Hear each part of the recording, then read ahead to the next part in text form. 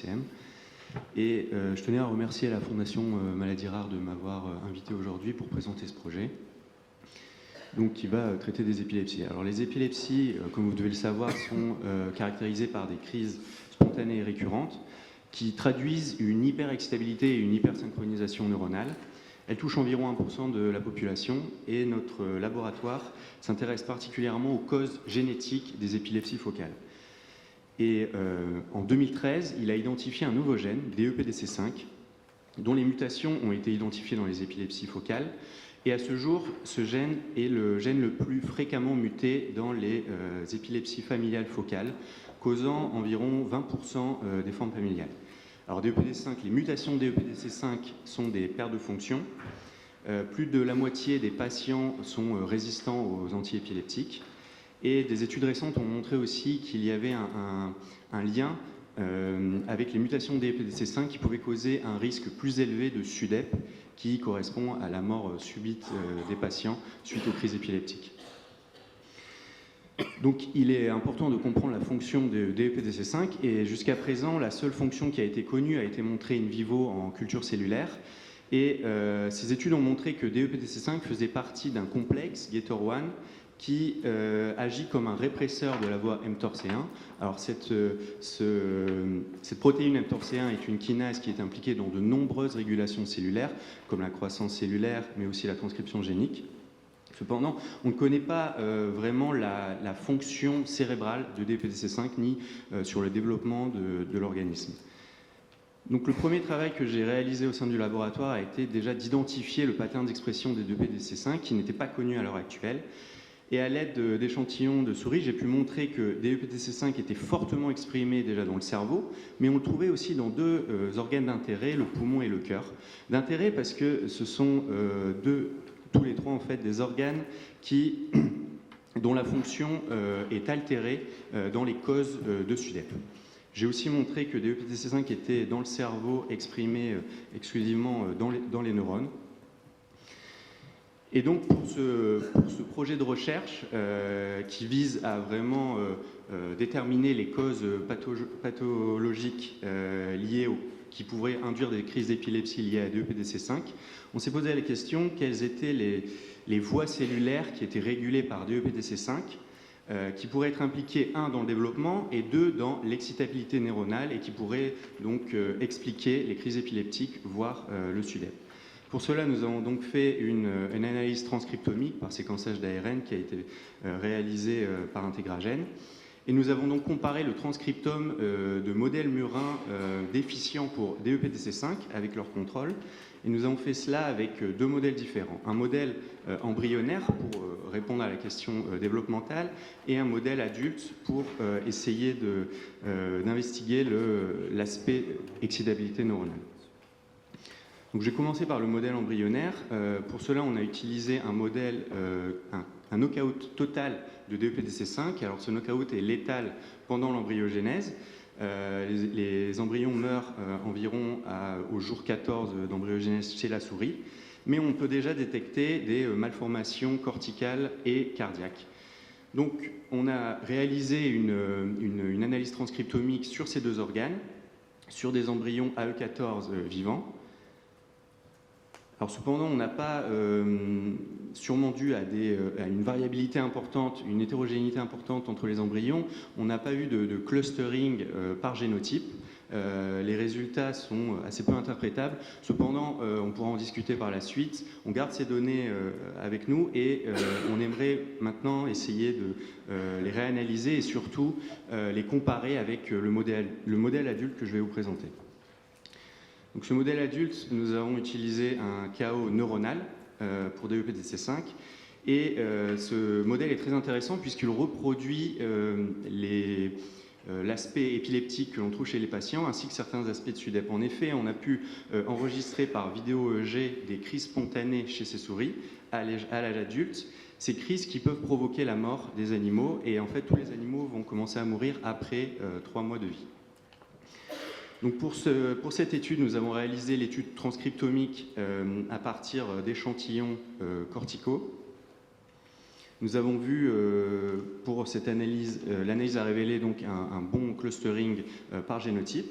Et on a pu identifier, pour les gènes codant pour des protéines, plus de 500 gènes qui étaient dérégulés chez les knockouts, si on applique un seuil de fold change supérieur à 2 ou inférieur à 0,5.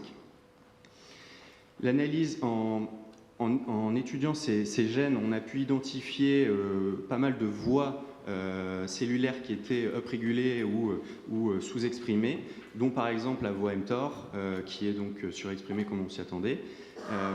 Alors je vous en ai cité quelques-unes ici. Toutes ces voies sont en cours d'étude au laboratoire, mais j'aimerais ici vraiment m'intéresser particulièrement aux gènes qui sont impliqués dans l'excitabilité neuronale pour répondre à notre question. Je vous en ai cité quelques-uns ici, et j'aimerais m'attarder particulièrement sur un de ces gènes, TRPC3, qui est très prometteur. En effet, TRPC3 est un canal sodique et calcique qui va être impliqué dans la dépolarisation neuronale et donc dans le neuronal firing. Et des études ont montré aussi que chez les patients épileptiques, TRPC3 pouvait médier l'hyperexcitabilité et l'activité épileptiforme. On le retrouve d'ailleurs fortement exprimé dans les cerveaux épileptiques de certains modèles, et des mutations de gain of function ont été montrées associées à certaines dysplasies corticales. Donc déjà, ce gène à lui-même pourrait expliquer une partie de l'hyperexcitabilité corticale qui a été retrouvée chez nos souris. Il suffit maintenant de valider ces résultats. Donc j'ai déjà validé par RTQ-PCR et montré sur des échantillons indépendants qu'il y avait bien une surexpression de ce gène. Et maintenant, les études sont en cours. L'idée est de valider donc au niveau protéique et surtout de regarder les conséquences fonctionnelles en mesurant par électrophysiologie l'activité électrique du cortex de ces souris. Et pourquoi pas isoler ce courant dû à TRPC3. Et il existe à l'heure actuelle des inhibiteurs spécifiques de ces canaux qui pourront être utilisés par vue thérapeutique déjà sur ces souris, en regardant déjà l'activité électrique, puis pourquoi pas essayer de réverser l'aspect SUDEP et la survie de ces souris. Donc voilà, je vous ai présenté vraiment une partie des résultats de ce projet qui a permis quand même d'identifier pas mal de voies, de nouvelles voies cellulaires qui étaient régulées par DEPDC5. Et je voudrais remercier l'ensemble de l'équipe qui m'a aidé à réaliser ce travail, ainsi que la Fondation Maladies Rares qui a financé ce projet. Merci.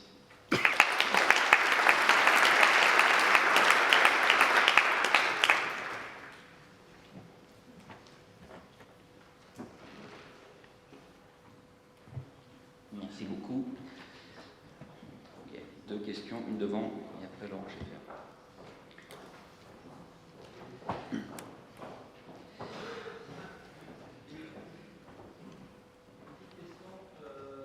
Puisque la voie TOR a l'air d'être suractivée, vous avez essayé de donner de la rapamycine à vos souris pour voir? Oui, c'est une très bonne question. Alors oui, on a essayé de donner de la rapamycine. Cependant, les effets de la rapamycine, en tout cas en systémique, sont assez dramatiques en fait, puisqu'on a souvent une perte de poids de ces animaux. Vu qu'on a un modèle qui est à moitié aussi développemental, on a essayé pendant le développement ou seulement à l'état adulte. On arrive à réverser une partie des crises, mais on ne peut pas. Mais il y a tout d'autres complications métaboliques qui vont être dues à cette inhibition de la voie mTOR. Donc c'est pour ça qu'on cherche vraiment d'autres voies qui pourraient être régulées spécifiquement par DEPDC5. Alors là, on ne peut pas non plus exclure que ces gènes ne sont pas dus à l'hyperactivation de mTOR. Et je pense qu'il serait intéressant de regarder justement la transcriptomique après injection de rapamycine pour voir ce qui est vraiment dépendant ou non de mTOR. En fait, ma question était la même, mais je crois qu'il y a d'autres inhibiteurs de la voie mTOR qui pourraient peut-être être testés et qui auraient des effets un peu plus spécifiques. Oui, tout à fait. Ouais. Là, l'étude, c'était vraiment d'essayer de comprendre pourquoi ce gène, qui est finalement le gène le plus fréquemment muté dans les épilepsies familiales focales, et dont la seule fonction est d'inhiber mTOR, a une telle importance. Et puis, c'est le seul gène de la voie mTOR qui est vraiment impliqué dans les phénomènes de SUDEP. Donc on a vraiment voulu comprendre la fonction précise de DEPDC5. Alors ça c'est un projet, mais on fait aussi un autre projet qui est plus de la protéomique, essayer de comprendre les autres partenaires de DEPDC5. Et il y a de nouveaux partenaires d'ailleurs qui ont été étudiés, qui pourraient mener à des études indépendantes de la voie mTOR. Vous avez regardé AKT?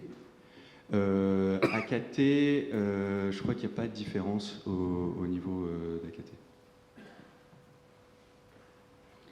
Oui, une autre question, peut-être. J'en ai une. Les SUDEP sont décrits dans d'autres types d'épilepsie. Est-ce que vous pensez qu'il peut y avoir un mécanisme commun aux SUDEP ou qu'il y a plusieurs mécanismes qui sont liés à l'apparition des SUDEP chez les patients épileptiques? Je pense qu'il y a il y a vraiment plusieurs mécanismes. Si on arrive à trouver une cause génétique, on va pouvoir déjà cibler un des mécanismes. Un des mécanismes qui est le plus connu va toucher en fait plutôt des canaux ioniques, et eux, comme ils sont exprimés aussi au niveau cardiaque, ils vont directement affecter au niveau de l'activité cardiaque et peuvent entraîner des arythmies et donc un SUDEP. Dans notre cas, je pense que c'est vraiment une régulation au niveau cérébral qui est impliquée. Les patients ont donc des épilepsies corticales et notre hypothèse est que suite aux crises, il y a vraiment une généralisation des crises qui vont se propager dans le tronc cérebral, et c'est dans ce tronc cérébral qu'il y a vraiment les noyaux régulateurs de l'activité respiratoire et cardiaque. Donc c'est des études qui sont aussi en cours. Là, je vous ai montré dans le modèle adulte des données de transcriptomique du cortex, mais on essaie de regarder aussi dans d'autres régions s'il n'y a pas aussi ces mêmes altérations qui pourraient expliquer l'aspect SUDEP. Très bien, merci beaucoup. On va passer à la communication suivante.